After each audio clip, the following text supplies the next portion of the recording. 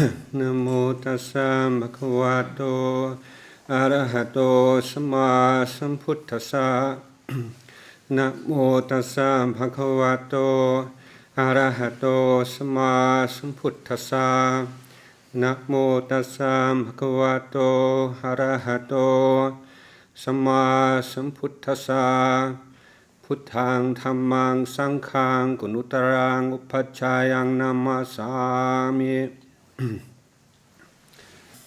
Yes, and this kind of gathering, you meet old friends and old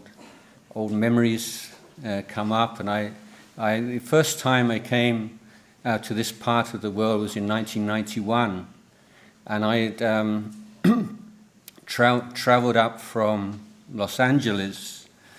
with an old villager who was one of our main supporters at Wat Pah Nanachat for many years, Paw Pon. And we fulfilled a childhood dream of mine and drove up on Highway 1. And then we met up with Lumpur Sumeto in San Francisco, and then we drove up to the city of 10,000 Buddhas in Daniel Barnes' car. And I remember it was very hot, and we were having to tip ice water on Daniel Barnes' back to keep him cool, because he has no kind of internal thermostat, if anyone can remember him driving that way. And so when I got to the city of 10,000 Buddhas for Lumpur Sumeto's retreat, it was just wonderful. The weather was fantastic, and we had this agreement where I would return after the first half of this 10-day retreat, and then Lumpur flew out to participate in the second half of the retreat. And the moment I left, the thermometer soared to about 100 or 104. 115, yeah. So, yeah. So this is the story of our relationship. I just get all the easy, sabai kind of experiences, and he does all the hard work and suffers, and at least physically, yeah. So then so fast forward a few years, mid-90s, and I flew into Boston with a young novice called Siripanyo. And yeah, what does that mean? Yeah. So I had this idea,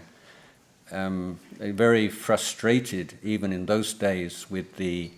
Thai education system, and particularly the fact that anybody with sufficient funds would either send their child to a Catholic school, very few international schools in those days, or if they were particularly wealthy, to England or America.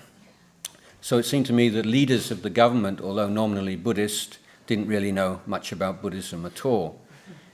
So I had this plan, and I came to Boston, and after some time, I took a whole group of Thai students from Harvard and MIT and UPenn, all these other places, and we went on a walking retreat in Arcadia. One, because I like the name, and two, because it's kind of rolling, gentle hills, not too strenuous, which I don't think the Thai students would appreciate so much. And so although we were camping, the meditation was not particularly intense. We sat outside the tents together in the morning and the evening, and then during the day we went walking, and it was a time to speak and to answer questions in a more informal kind of way. I don't think any of them would have been interested in formal meditation retreats at the end of a long, hard term of study. So now those days, I was quite strict, reasonably strict about many things, but I hardly ever would eat out of my bowl. So it happened that about the last day, for some reason or other, it just wasn't convenient to eat out of our bowl, and we ate in a restaurant. And it was outside, and it was in this beautiful valley, and you could see beautiful landscape. And I remember this so clearly because we were sitting there, myself and the novice Siripanyo, and the waiter came in and he put 2 plates. It's kind of feeling a sort of kind of illicit, kind of edgy thing to do, to eat out of plates, already. And he put the plates down, and then the waiter looked at us and he said, "Enjoy." I thought, what? This is just a totally kind of bizarre thing that anybody... What, he's telling me to enjoy it, or is this an instruction? Or no, it's sort of very different to the way that Thai people offer food to monks, and so this whole question of enjoyment neatly, I hope, links to my present feeling here so many years later. And when we use the word enjoy, as experience with joy, then I found, well, I really like this. I like enjoying things, but I really like this word because I think it's a very good word to use in our practice and in meditation. Because often our feelings about things are affected, perhaps more than we might think, by the words that we choose to use to describe them. So, for instance, let's say the word concentrate on your breath. I think for a lot of people, kind of stiffness, it's kind of, hard work. But if you just change that and say, enjoy your breath, okay, just sit there and enjoy your inhalation and enjoy your exhalation for 20 minutes. Whole different feeling, isn't it, than concentrate on your breath. It feels like hard work.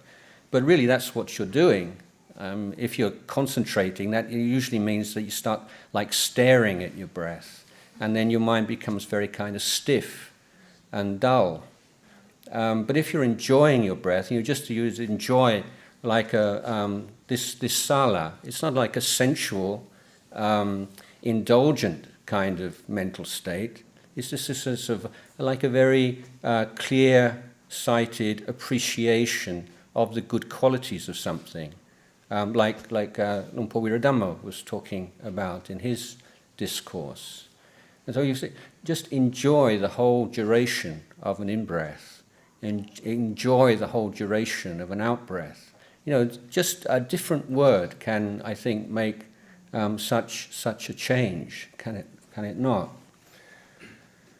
So we're here to enjoy ourselves, basically, and it's a strange thing in Thailand. If people go off, you say, I'm really stressed out, I'm going to go, got some money together, I'm going to the seaside, or I'm going to go down shopping in Singapore or something like that. If they've got some money, and people say, yeah, go for it, you really deserve a rest.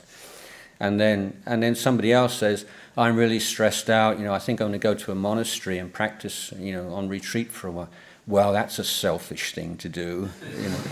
So it's completely selfless to go shopping or sunbathing, but it's selfish to go to a monastery. So we have this kind of weird mixture of right view and wrong view in Thailand, which has its own particular charm. But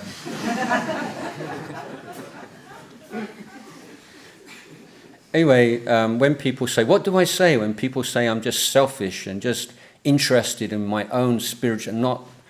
concerned with anybody else? Or what do I say when people, make fun of me for keeping precepts or something like this? Just say, I really enjoy it. I go to a monastery because I enjoy it. I keep precepts because I enjoy keeping precepts. We all want to be happy. We're all looking for the same thing. We're just looking for it in different ways. So, in most societies, in Thailand, for instance, like it's easier to be intelligent as a woman than it is as a man, because of if you're a man and you get stressed out, you can go and get drunk and do all these kind of things. We'll say, well, that's what men do. But there's still this kind of, in Thailand at least, these kind of social taboos for women, which pushes them to more intelligent ways of dealing with suffering. And this is the reason why more women go to monasteries than men. Yeah.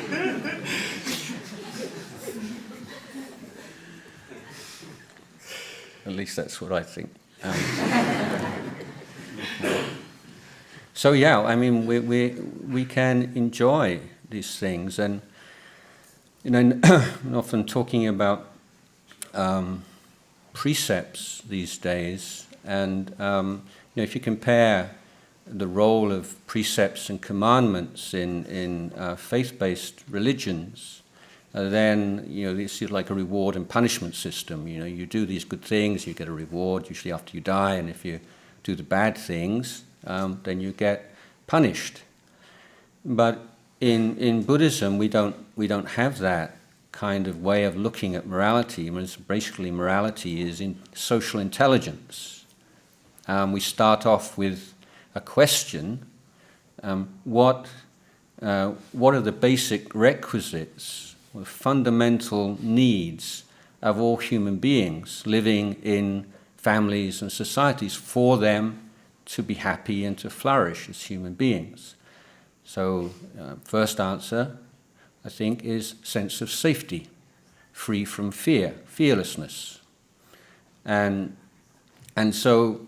how do we go about that? How do we go about creating families and communities which are free from fear?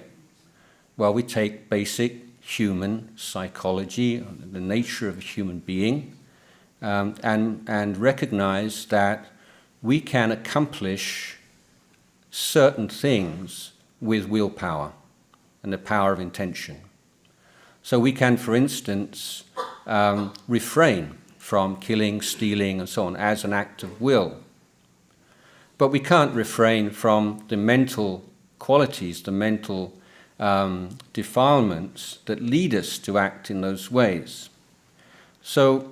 the Buddha talked about the great dana. So we have like material dana, offering food and material things, or offering sangha dwellings and so on. But Buddha said the great dana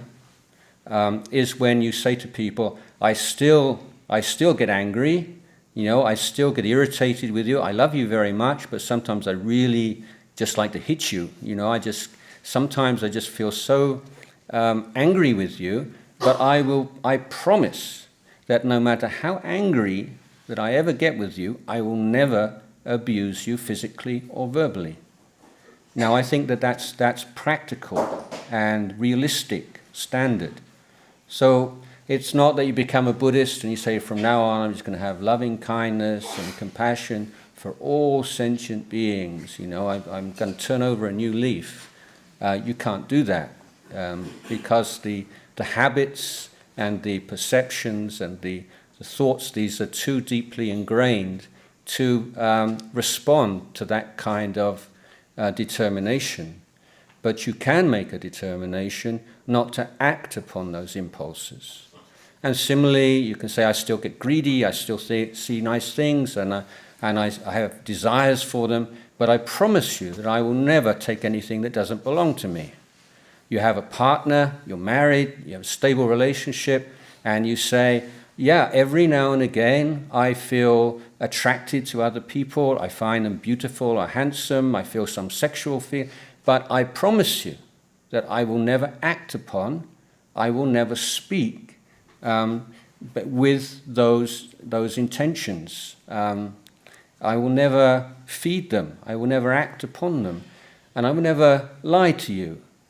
Even though sometimes I'm ashamed or embarrassed, or I want something, or I want to get rid of something, I won't lie to you. So when you say this to people, then, and you promise this to the people around you, you give them the gift of fearlessness. You give them freedom from fear. They feel safe. And Buddha said, this is something that we can all give to people, anybody. You can give that gift of safety, or feeling of safety.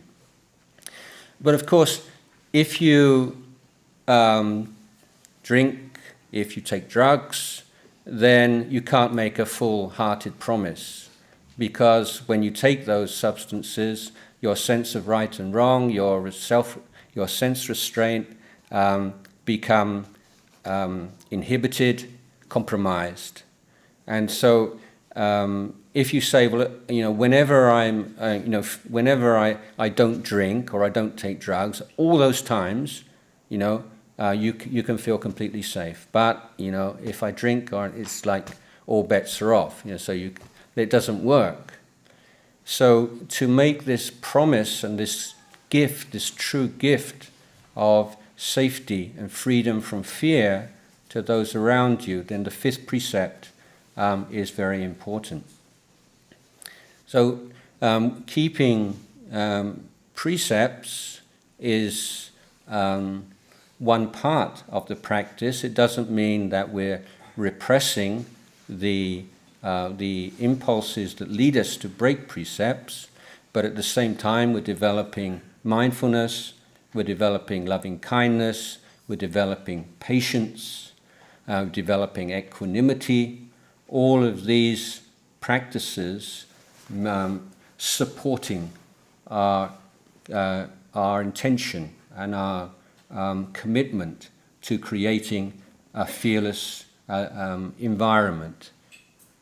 an environment where everyone feels safe and when everyone trusts each other. So, as lay people, when you look at monks' life, often you think, oh, they give up this and they give up that, and they don't have this and they don't have that. But we feel we gain so much, and maybe it's not visible to lay community. But let me relate to like a Thai idiom.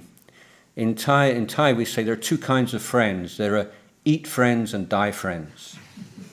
So an eat friend is someone who'll eat with you, and particularly if you're paying. But when times get tough, they disappear. But a die friend is someone who would die for you. And you might think, as a layperson, if you had a friend who would die for you and you would die for them, maybe you'd be very fortunate in your life to maybe find 2 or 3 people like that, perhaps. But as a monk, you look and you think every single person, every single member of the Sangha here, they're die friends. You die for them and they die for you without any question. And if they didn't, I'd be a bit disappointed in them. Maybe 1 or 2 of them might not. But generally, I think, we have this incredible sense of shared sila, shared morality, and shared vision of life and aspiration, and all working towards a common goal. And so today we're coming together and we're celebrating this inauguration of these beautiful buildings. But the real thing that's being built here is the monastic community. These are secondary. These are creating the best possible conditions to support that training and to support the study, the practice, hopefully the realization and the propagation of the Dhamma. But really it begins and ends with the monastic community. And so I think coming here today is not just appreciating the buildings, but appreciating the Sangha as well, and in particular the leader of the Sangha, Lumpur Pasano. So the Lumpur is going to be leaving shortly, and he's going to be away for a year, and then he's going to come back and in a slightly different role, sort of elder statesman. Would that be probably the Eminence Grise? And Ajahn Kruniko and Ajahn Yaniko will be running the monastery. So the number, is that correct? Kruniko. What did I say? Kruniko. Well, I was just focusing on the karuna rather than the suffix. Yes. So the first thing, I have a request for everyone, monks and lay people. Please do not compare them to Lumpur Pasano. Yeah. This number one thing to do and not to do. And they're just growing into this role. So they're going to make mistakes and do things you don't really like, and then you think, it's not the same as when Luang Por Pasano is. Maybe I ought to go somewhere else. Don't do that. Just stick in there and come more often than you did before, and let them see that your devotion is to Buddha, Dhamma, Sangha rather than to any particular individual. And this is a very important part of our tradition. And one of the things that I think we all appreciated so much in Luang Por Chah, I mean, not all arahants are charismatic. If you were like personality traits don't change through enlightenment. So if you're a very inarticulate, unenlightened person, you become an inarticulate arahant. If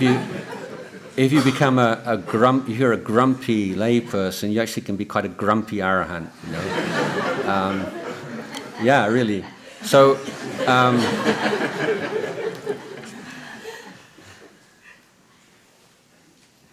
So, what was I going to say? Yeah, it's like this.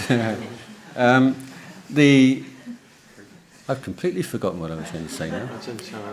Ajahn Chah, yes. He was, well, of all the things to forget, that's probably the most embarrassing. Yes, Ajahn Chah, he was a charismatic disciple of the Buddha, charismatic arahant, and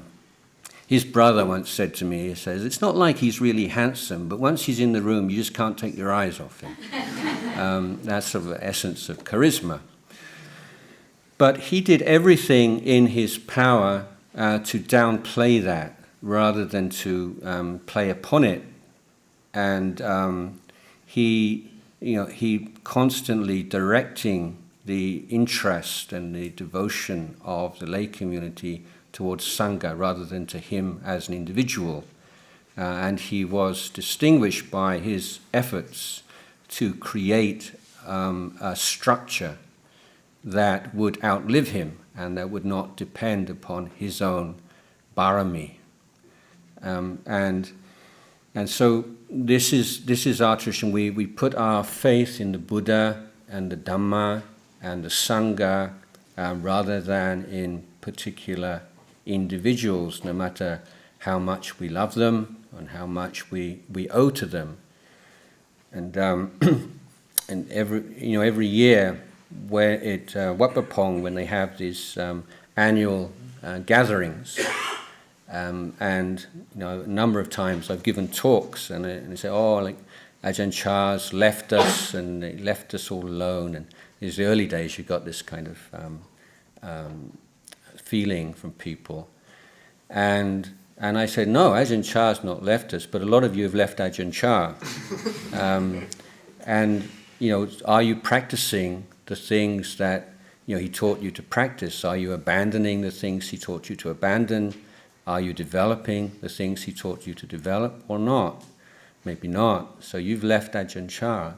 So Luang Por Pasano has been given so many teachings over the years. So when he's gone, just make sure that you bear them in mind and practice what he taught you. Otherwise, I miss Ajahn Pasano so much. He's gone, and I used to be here when we saw him. We just had this feeling of kind of warmth, and I just felt so good when I see his smiling face as we walk into the moment. Yeah, he's got a smile on his face. This particular kind of chuckle he has. It's so,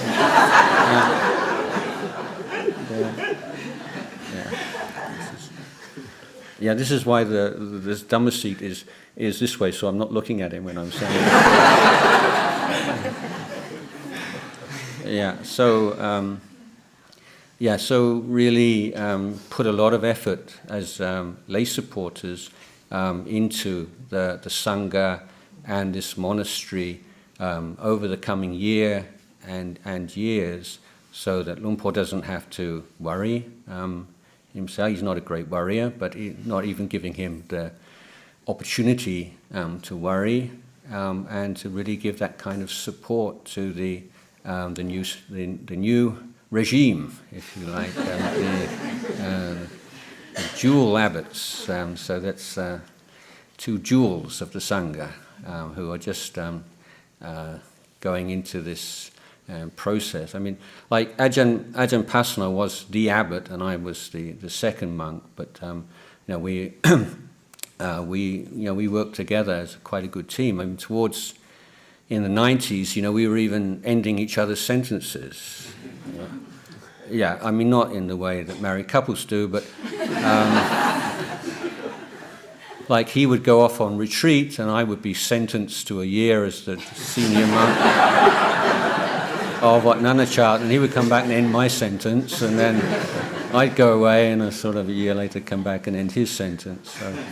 So we ended each other's sentences in a very nice way.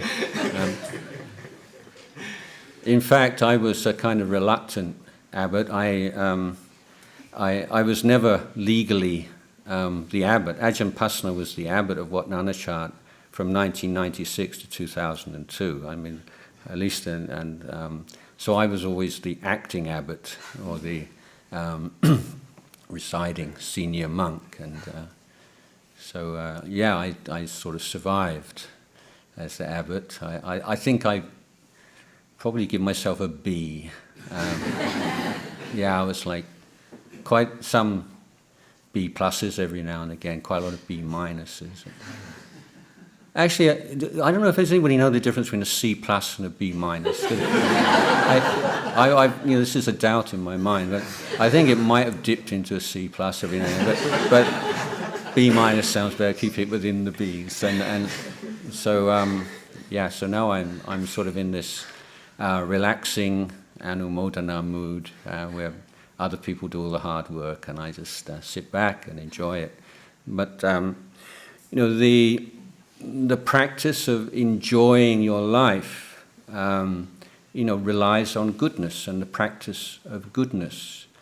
And there is this insidious belief, and it's spread into Thailand, its tentacles spread into Thailand, that good people are kind of naive, and unscrupulous evil people are smarter than good people.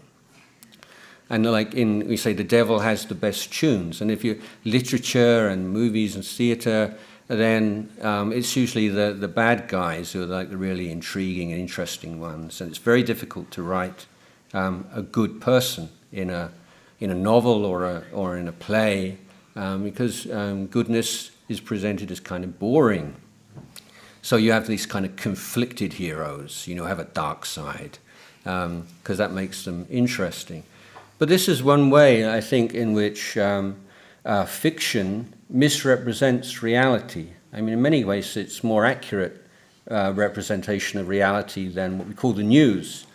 But in real life, evil people are not interesting and intriguing and fascinating, and good people are not boring and bland. I mean, just look around you. You know enough good people to be able to see whether you agree with me. There's nothing so beautiful as goodness, and nothing so inspiring. And if you can just open it's not like Pollyanna or just positive thinking, it's just opening your eyes to what's going on around you. There's so much goodness. And I was just telling someone, I was walking through the Indian countryside about 6 months ago on Tudong. And it was about 6 o'clock in the morning, very foggy and cold, and I'd lost my hat. And I emerged from the fog close to a town. And these two ladies, middle-aged, middle-class ladies, walked towards me. And it must have been quite a shock. I mean, I imagine they walk that road every morning. Suddenly, out of the blue, a monk and a Western monk, and a lady just looked at me, and she pointed to her head, and she said, what she was telling me was, put something on your head, you're going to catch a cold. And I was so moved by that, because there was absolutely nothing in it for her. It was just out of the blue. just to see someone with a bare head in a very cold, like 5, 6, 7 degrees centigrade and fog, and she was worried that I would catch cold, and she's never going to see me again. I mean, it's not going to kind of give her the germs or something like that. So, and this is not like a very special, unusual occurrence, is it? I'm sure every one of you can come up with a whole list of these kinds of small acts of kindness and altruism, and this is not boring or bland. It's wonderful, it's beautiful, and enjoy that, and enjoy your own goodness. And there's this weird kind of thing, like if people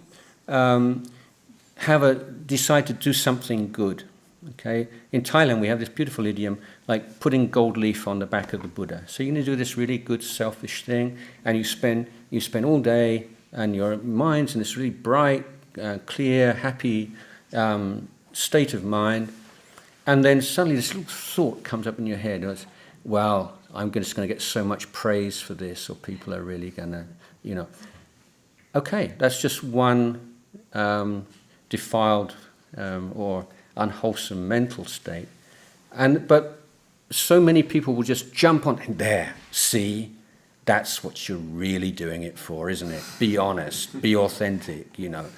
And this kind of prioritizing of unwholesome mental states over wholesome mental states is just so irrational. Why is one single bad thought more real and who you really are than all the preceding wholesome thoughts and succeeding wholesome thoughts? Doesn't make sense. So this is why we have these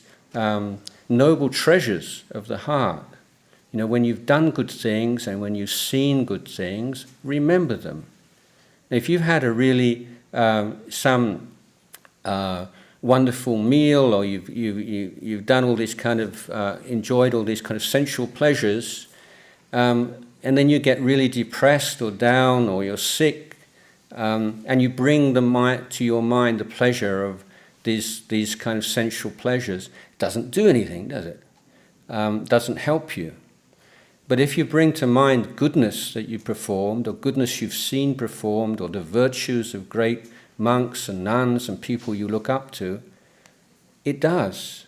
It's a resource that we can draw upon. Similarly, in meditation practice, if you're plugging away at anapanasati, and your mind's getting a bit stale and dull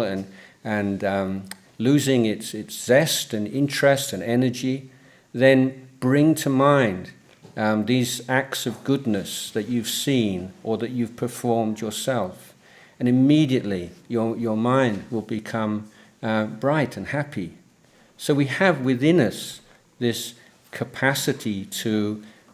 create wholesome mental states through observation, memorization and recollection of the good. So we're coming here today, aren't we, to celebrate goodness and to celebrate this little outpost of Buddha Dhamma in North America. So it's a wonderful thing, and yes, please enjoy it. So I'd like to say a few words in Thai. Is that all right? Just at the end of the it's okay. แล้ววันนี้เราก็ได้มีโอกาส ฉลองศาลาและ อาคารต่างๆที่ท่านสร้างมาด้วยความ ตั้งอกตั้งใจความอดทนความใจเย็นโดยใช้เวลาหลายปีแล้วที่น่าสังเกตว่าวัดนี้ไม่มีการเรียรัยใช่ไหมไม่มีการขอร้องไม่มีความเดือดร้อนว่าจะต้องเสร็จภายในกี่เดือนกี่ปีแล้วแต่เพราะ สิ่งที่ต้องการคือไม่ใช่ว่าต้องการผลการกระทำอย่างเดียวแต่ต้องการให้ตัวการกระทำมันดีถ้าหากว่าเราอนุโลมในการกระทำเพื่อผลดีในที่สุดผลมันก็ไม่ดีเหมือนที่คิดแต่เมื่อ ผลที่ทำทุกก้าวที่เดินด้วยความจริงใจด้วยความบริสุทธิ์ใจด้วยความศรัทธาแล้วพ้นออกมาแล้วแหมมันน่าชื่นใจมากแล้วอาตมาว่าอาคารทางศาสนานี่ทั่วโลกทุกศาสนาเนี่ยจะมีสองประเภทอาตมาเรียกว่าประเภทว้าวกับประเภทนี่ถ้าดูแบบคาทีดรัลแล้วดูอาคารสูงๆหรือว่าอะไรที่มันใช้งบประมาณหลายร้อยล้านอะไรอย่างเงี้ยมันดูว้าวคือมันหายใจไม่ออกแต่ถ้าเป็นอาคารอีกแบบหนึ่งอย่างของพุทธศาสนาดั้งเดิมเนี่ยมันไม่ได้คิดว่าว้าวครับนี่แหละคือศาสนาของเรานี่แหละคือความเรียบง่ายนี่แหละคือความสงบร่มเย็นนี่แหละคือความประณีตนี่แหละคือคุณค่าที่เราบูชาเชิดชูอยู่ในจิตใจของเราทุกสิ่งทุกอย่างชวนให้เราระลึกถึงคุณงามความดีระลึกพอเราเข้ามาในอาคารอย่างนี้มันก็ว้าวไม่ใช่มันรู้สึกว่าแม่อยากทำวัดสวดมนต์แม่อยากนั่งสมาธิใช่ไหมมองรอบตัวแล้วมีที่สิ่งที่ทำให้จิตใจเราเย็นเราสบายมองฝีมือกันเราก็รู้ว่าไม่ว่าการออกแบบไม่ว่าการทำงานทุกสิ่งทุกอย่างเนี่ยทำด้วยความตั้งอกตั้งใจจริงๆคือถ้าเรามองสิ่งรอบตัวแล้วเห็นความตั้งใจความประณีตความศรัทธาไป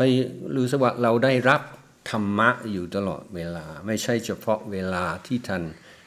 แสดงธรรมบนธรรมะเป็นต้นเพราะว่าสิ่งก่อสร้างในวัดก็กลมกลืนกับธรรมชาติแล้วเป็นสิ่งที่ทำให้เราเข้าใจ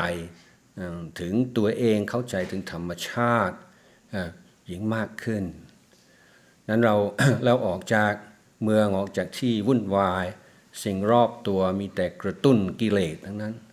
ก็มาอยู่ที่นี่นะไม่ใช่ว่ากิเลสหายแต่มองไปทางไหนไม่มีอะไรที่มันกระตุ้นความโลภความโกรธความหลงในจิตใจเราตรงกันข้ามนี่ก็คืออาคารที่เราน่าภูมิใจมากว่าวัดอภัยคีรีเป็นวัดที่สร้างไม่ได้สร้างเพื่อความใหญ่โตความมโหฬารไม่ได้เรียกว่ามหาศาลามหาเจดีย์แล้วทุกวันนี้เมืองไทยเนี่ยทุกอย่างต้องเป็นมหาหมดเลยนะต่อไปข้างหน้านี้ก็จะไม่พอต่อเนี่ยอาตมาพยากรณ์ไว้นะต่อไปจะต้องมีอภิมหาเจดีย์มันก็จะเป็นอย่างนี้ไปเรื่อยๆครับแต่เราไม่ต้องการมหาอภิมหาต้องการพอดีอันนี้คำว่าพอดีมันแปลว่าอะไรถ้าว่าลูกหลานแล้วถามว่าไม่เข้าใจคำว่าพอดีก็ดูวัดอภัยคีรีมองไปทางไหนเนี่ยนี่แหละคือพอดีไม่มีการอวดรู้ไม่มีความอะไรที่มันเกินพอดีเนี่ยหลวงพ่อชาท่านก็สอนแล้วใช่ไหมว่าธรรมะคือพอดีอยู่กับความพอดีเท่า เราจะใช้ชีวิตอย่างไรจึงจะพอดีกินเท่าไหร่จึงพอดีนอนเท่าไหร่จึงพอดีออกกำลังกายเท่าไหร่จึงพอดีเล่นไลน์เท่าไหร่จึงจะพอดีทุกสิ่งทุกอย่างมันเท่าไหร่มันจึงจะพอดีคือไม่ใช่ว่าพระจะบอกต้องเท่านั้นเท่านี้นะถ้าไม่ทำตามนี่จะเป็นบาปเป็นกรรมจะตกนรกแต่พระเรามีหน้าที่ชวนให้คิดชวนให้พิจารณาถามตัวเองใช้สติใช้ปัญญาของตัวเองว่าเท่าไรจึงจะพอเท่าไรจึงจะพอดีนั้นเมื่อกี้นี้ก็พูดถึงเรื่องความดีความไม่ดีแม้แต่ในเมืองไทยใช่ไหมคนจะคิดว่าคนเขาเป็นคนดีนะแต่ไม่ค่อยจะทันโลกเขาจะว่าอย่างนั้นเลยในนักเรียนที่โรงเรียนปัญญาประทีปรุ่นแรกๆก็กลัวว่าเด็กจะดีแต่จบแล้วก็จะไม่ทันโลกเนี่ยก็จะคิดอย่างนี้ทำไมจะไม่ทันโลกสอนให้เด็กมีสติ ให้รู้จักบริหารอารมณ์ให้รู้จักอดทนให้รู้จักปลูกฝังฉันทะความพอใจในจิตใจมันจะเป็นอุปสรรคต่อวิชาการตรงไหนคนก็ไม่ค่อยคิดเพราะถึงแม้ว่าคนคิดอยู่ทั้งวันทั้งคืนอาจจะคิดให้เป็นเหตุเป็นผลนี่คนก็ขี้เกียจอยากจะตามกระแสความคิดเรื่อยเปื่อยมากกว่าแต่ถ้าเราดูแล้วความดีกับความฉลาดเป็นทรงหน้าของสิ่งเดียวกันดูที่ภาษาบาลีสิคำว่ากุศลรากศัพท์ของคำว่ากุศลคือโกศละแปลว่าฉลาดเพราะนั้นถ้าดีแต่ไม่ฉลาดแสดงว่าไม่ดีแท้แต่ฉลาดแต่ไม่ดีเรียกว่าไม่ฉลาดแท้เพราะความดีความฉลาดต้องไปด้วยกันนั้นนะ อย่างอาตมาก็เคยคุยกับชาวบ้านที่อุบลว่าเนี่ยคุณเนี่ยหลายแม่ออกพ่อออกแม่ออกหลายคนนะเป็นนักปราชญ์นะเป็นผู้มีปัญญามากกว่าด็อกเตอร์เสียอีกเขาหัวเราะ เขาคิดว่าพูดเล่นแต่อาตมาบอกว่าเนี่ยเราจะดูความฉลาดจากการกระทำนะคือถ้าคนฉลาดจริงเนี่ยไม่มีทางที่จะผิดศีลแม้แต่ข้อเดียวนะฉลาดจริงถ้าเข้าใจเรื่องกฎแห่งกรรมเข้าใจหลักความเจริญหลักความเสื่อมต้องการให้ตัวเองเจริญไม่ต้องการให้ตัวเองเสื่อมไม่มีทางที่จะผิดศีลได้พอออกแม้ออกผู้ทรงศีลนั่นแหละนักปราชญ์ผู้ที่จบด็อกเตอร์ได้กินเหล้าเมายาทุกวันเป็นใช้ชีวิตอย่างประมาทไม่ใช่นักปราชญ์เลยก็เป็นเจ้าของปริญญาบัตรเท่านั้นเองนั้นก็ขอให้เราพิจารณาในเรื่องนี้ว่าความดีประกอบด้วยความฉลาดความฉลาดประกอบด้วยความดีมันเป็นสองหน้าของสิ่งเดียวกัน วันนี้เราก็มีโอกาสมาฉลองความฉลาดฉลองความดีของชาวอภัยคีรี